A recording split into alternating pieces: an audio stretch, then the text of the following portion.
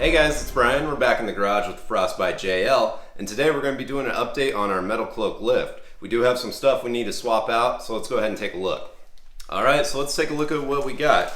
So we did have a slight failure on our Metalcloak lift. You guys might know if you've watched my other videos, I do have a Metalcloak Game Changer lift. It's been on there for a little over a year, but I did have a shock eyelet mount come out of a bushing on the front left side. So I contacted Metalcloak and they were nice enough to send me out a new shock. And their new design's pretty cool. If you take a look, instead of the little metal spacer they had before, they actually have this pressed on spacer that has a nice lip to it to keep this shock eyelet from popping out. So what I had happen was this bushing stayed in place, but this eyelet popped out and now it's clanking up and down on the bolt.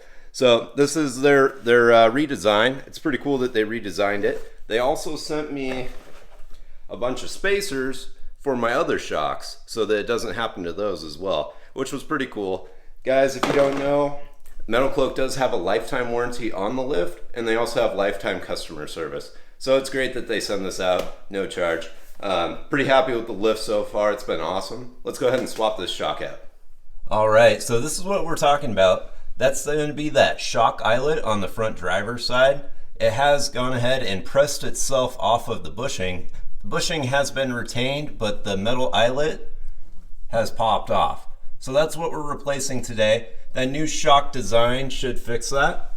This is a pretty quick install. So we're talking some 19mm bolts down here.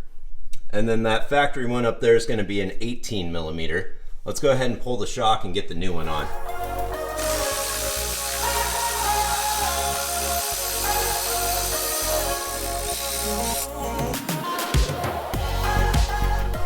All right, that 19mm gets that guy out. Then we're gonna get the 18 and get that top bolt out.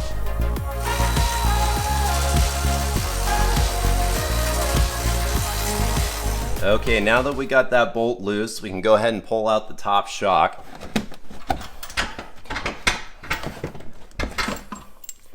So that's gonna be the bolt that holds the shock in. And as you can see, the bushing got pressed straight out of this, and this has been riding up and down on that bolt and that spacer there. So we're gonna go ahead and replace this real quick. That new design should keep that from happening again. So let's get that new one in. Okay, I wanna show you guys what the old spacer looks like, how it got pressed out, and then I'm gonna show you what the new one's gonna do for you. So if you come and take a look, this is the old one. And what happened was it popped out of the eyelet, or actually the eyelet popped off of it, and the shock was riding up and down on the bolt on this spacer here. This is the old spacer. It does look a little deformed, and you can actually see where the shock's been banging onto the spacer. So this new design should definitely help with that. It is a pressed on design. It's all one piece, and it's pressed on the shaft here.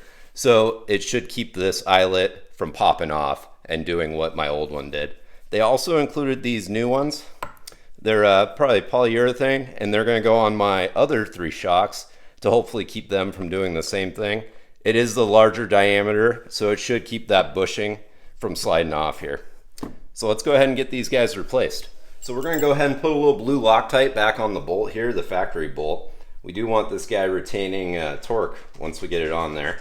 We will get these guys torqued up once the shock's installed. So I'm going to put a bit of that on there. That'll keep that from coming loose. I have been going around checking my torque periodically because we do off-road it, and it does loosen up bolts, and those top ones seem to come loose quite a bit. So let's go ahead and we'll get this tight. The nice thing about the new design, before we had to kind of juggle holding the shock in with that little spacer and putting the bolt in and getting it tight. Now we don't have to do that, it's all one piece. So let's throw this guy in.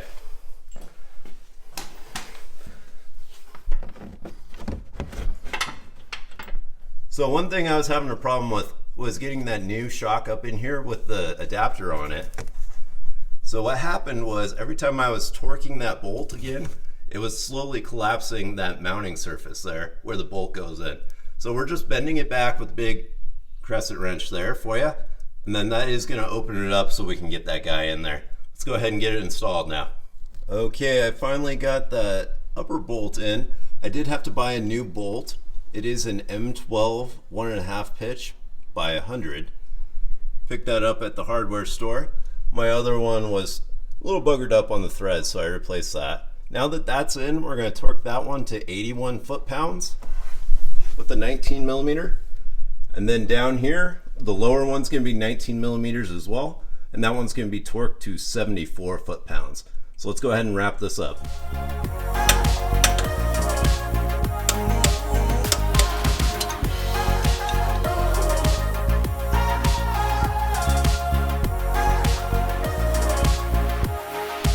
Alright guys, that's going to do it for our quick shock install. As you guys can tell, this one definitely needed to be replaced. Bushing did get pressed right out of it. It was using this little adapter here, and you can see where I was banging on it.